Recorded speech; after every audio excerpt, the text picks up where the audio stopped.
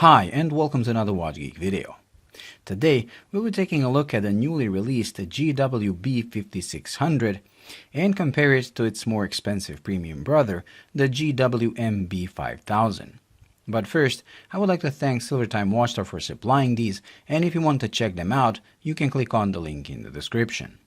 The GW-B was released earlier this year and was welcomed with love from pretty much every G-Shock lover and collector, as it was in a way a wish come true ever since Casio made an all-metal square as a solid gold model in 2017. That one was built as a one-off model and it was never offered to the public. But I do remember reading somewhere that the cost of making it alone was over $100,000. It was a technological exercise by Casio to show what they're capable of, but the sight of that model made the fans go crazy, and forums were burning with people asking for a regular stainless steel version. Well, this is the answer from Casio. The GW-B5000 that was released as a regular silver-colored model we're reviewing today, and a limited edition gold-plated one to give tribute to the solid gold model. The fans loved these models and it was soon sold out almost everywhere.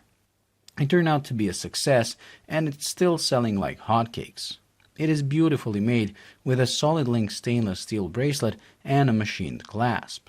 Both the bezel and bracelet have a nice combination of polished and brushed surfaces, making it blingy and tough at the same time. This model has retained the same shock resistance that regular G-Shocks have, and that is very impressive, given that this watch is not like regular G-Steel models that have the outer bezel made of steel, but have a resin case that absorbs shocks. On this, the case is also made of stainless steel, and just like on the premium GW-5000, DLC coated in black. Between the case and bezel, Casio has placed a thin layer of shock-absorbing material, helping the watch achieve that shock resistance. Another great thing about this watch is that Casio didn't just slap in the module from the GW-5000, which they could have, as that is what the solid gold model had. No, they developed a new module that has everything the GW-5000 has, but with added Bluetooth connectivity, giving the watch another time-adjusting option.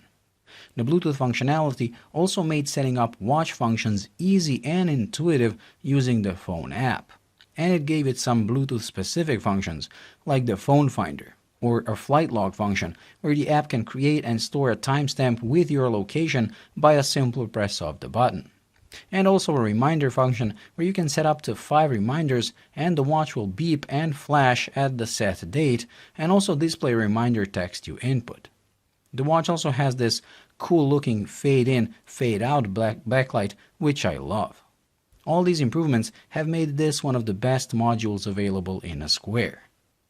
But for a lot of people, this thing is too expensive and too blingy. Not to mention the polished steel bezel will pick up scratches a lot easier than a resin one would, making this a not so great choice for a beater watch.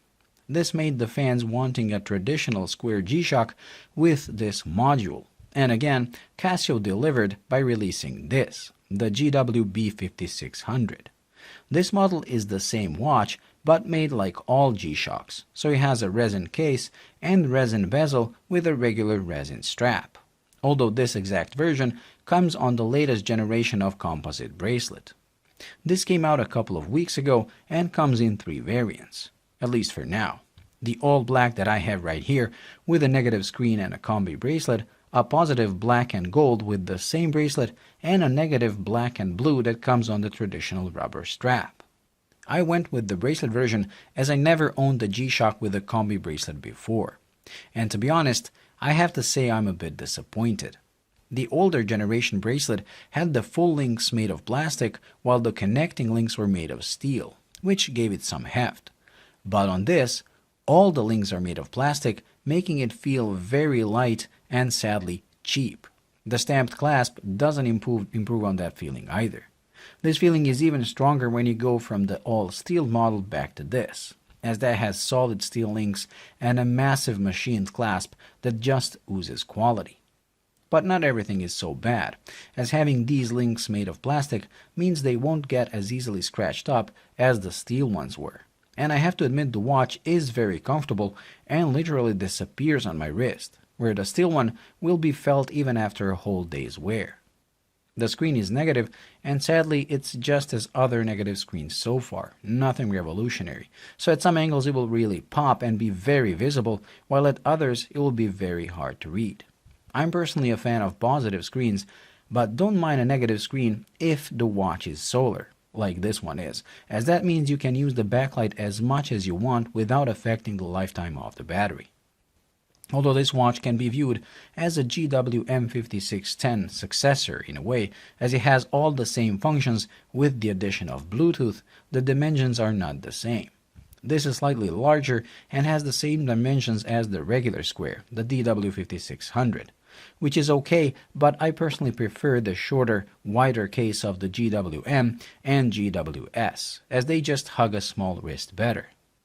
The buttons on this are sadly regular size as well, which again is okay, but after you operate the bigger buttons of the metal model, you find these a bit too small.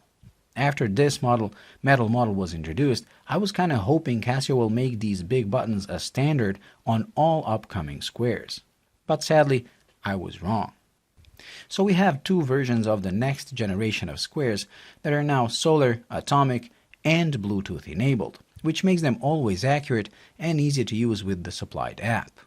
One is a luxury product made out of stainless steel with wonderful finish and attention to detail, while the other one is done in resin as the rest of the G-Shock lineup.